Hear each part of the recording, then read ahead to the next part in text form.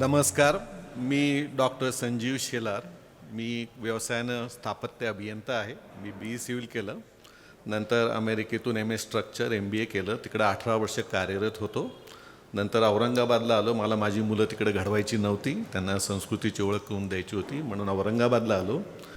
तिथून पुढे मी LLB केलं, LLM केलं आणि आता PhD पण कंप्लीट झालेली आहे. नंतर मी तबला शिकलो, तबला विशारद झालो. त्याच्यात माझी 2 पुस्तकं पण आहेत. आणि नंतर मी भाषणं देत असतो, मोटिवेशनल वगैरे. तर त्याच्यात मला असं ध्यानात आलं की माझ्यासमोरचा जो ऑडियन्स आहे तो जरा मोठ्या वर्गाचा, एलिट क्लास ज्याला म्हणता येईल असा आहे.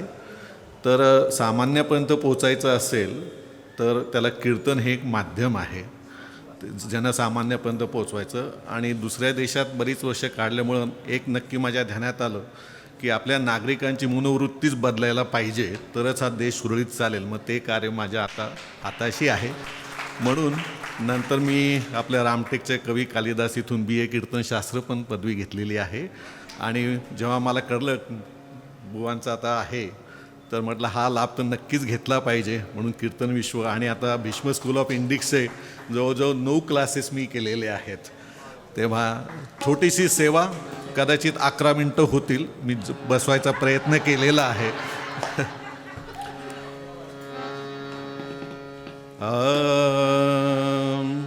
तारे नाही तरे करम गती, तारे नाही तरे करम गती, तारे नाही तरे. पाचो पांडव धीर प्रतापी, पाचो पांडव धीर प्रतापी, हातमा झोली धरे, तारे नाही तरे.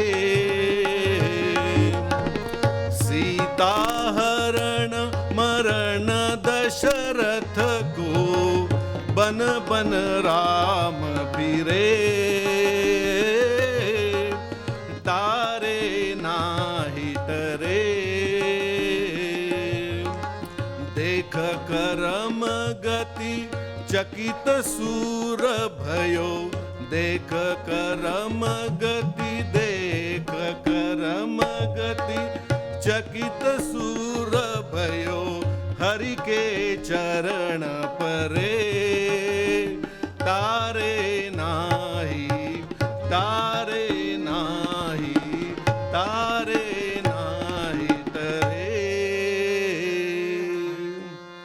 नमस्कार. सर्वप्रथम भीष्म स्कूल ऑफ इंडिक्स कीर्तन विश्व आणि उपस्थित असलेले सर्व मान्यवरांची ही संधी दिल्याबद्दल आभार मानतो. छोटीशी अल्पसेवा आहे. माझाच पहिला नंबर लागेल ह्याची कल्पना नव्हती आणि आधीच बार झाल्यामुळं कंप थोडासा आलेला आहे. आणि ज्यांच्याकडं घराण्या 400 वर्षाची कीर्तन परंपरा आलेली आहे ते हरिभूत आपले बुवा चारुत्तुबा आफळे यांच्यासमोर पण संधी आहे. थोडीशी भीती आणि आदर झाल्यामुळं जी काय अल्पसेवा होईल ती तुम्ही सत्य मानून घ्या आणि सूचनारूपी प्रसाद मला द्यावा, हे मला विनंती आहे. सूरदास हे उत्तर प्रदेशातील संत, 15व्या शतकातील, जन्मजात अंध. 6व्या वर्षी ते घराबाहेर पडले आणि यमुनेच्या तीरी तिथं वल्लभाचार्यांची त्यांची भेट झाली आणि कृष्णमय होऊन गेले. आणि वल्लभाचार्यांच्या कृपेने हा अंध माणूस ज्ञानी माणसांच्या डोळसापेक्षा जास्त डोळस झाला. त्यांचे बरेच ग्रंथरचना आहेत. एक सूर लहरी आहे, सूरसागर आहे, साहित्य लहरी आहे. त्याच्यातला सूरसागरमधला हा तारे नाही तरी ब्रजभाषेतील अभंग, म्हणजे जे टाळता येत नाही ते टाळू शकत नाही, ती कर्मगती कर्मविपाक सिद्धांतावर असलेला हा अभंग आज सेवेसाठी घेतलेला आहे. तर ह्या अभंगात ते काय सांगतायत की नर असो वा नारायण असो, त्याला कर्माची गती ही काही चुकलेली नाही. हा कर्माचा सिद्धांत त्यांनी सांगायचा प्रयत्न केला आहे. जे पांडव, आपण त्यांना नर म्हणूयात, ज्यांना कृष्णाचं पाठबळ होतं तरी देखील त्यांना हातात झोळी घेऊन वनवासात जावं लागलं. आणि नारायण जो राम होता तो तर प्रत्यक्ष नारायण आहे, देव आहे, तरी पण सुवर्णमृग नसतो हे माहिती असूनही त्याला त्याच्या मागं जावं लागलं आणि मग पुढं वनात भटकावं लागलं. सीतेचं हरण झालं. तिकडे दशरथाला श्रावणाच्या शापाने पुत्रवियोगाने मरावं लागलं. अशी ही कर्माची गती आहे. कर्माची गती कुणाला टाळता येत नाही, कितीही टाळायचा प्रयत्न केला तरी. भर्तृहरीनं एक श्लोक दिलेला आहे.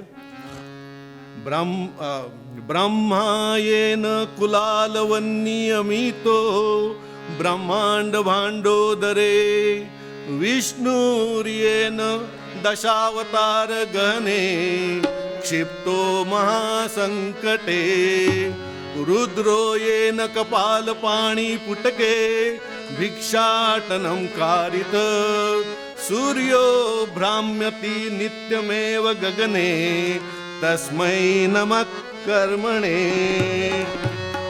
ब्रह्माला देखील ब्रह्मांड निर्माण करून फिरावं लागतंय. विष्णूला देखील लोकांसाठी दशावतार घ्यावे लागतात. रुद्र कपालपात्र पाणी हातात घेऊन भिक्षा करतो आणि सूर्याला नित्य फिरावं लागतं. हे ज्या सगळ्यामुळं घडतं तो कर्म, तो कर्मविपाकाचा सिद्धांत, म्हणून त्या कर्माला नमस्कार करतो असं भर्तृहरी सांगतो. जेव्हा कर्माचं आहे ते काळाच्या गतीशी निगडीत आहे.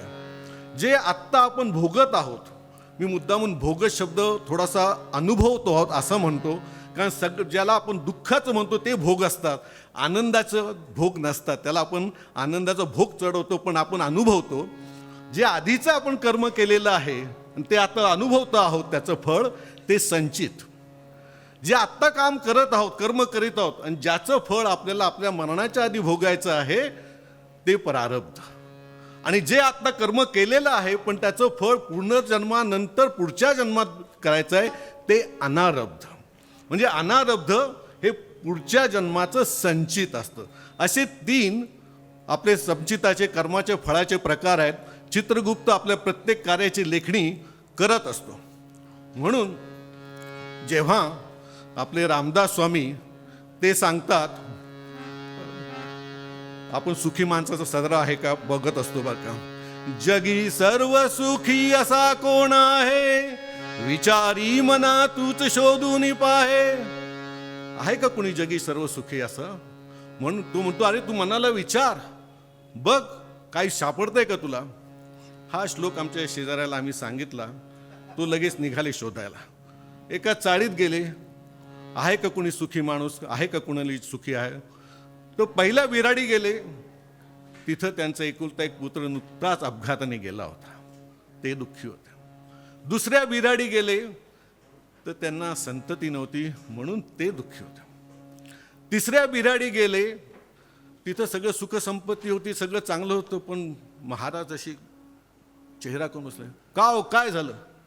अहो सकाळी साखरची रक्त चाचणी केली, साखर 315 हो. काय करू, गोड खूप आवडतं, आता काय करू म्हणून दुःखी.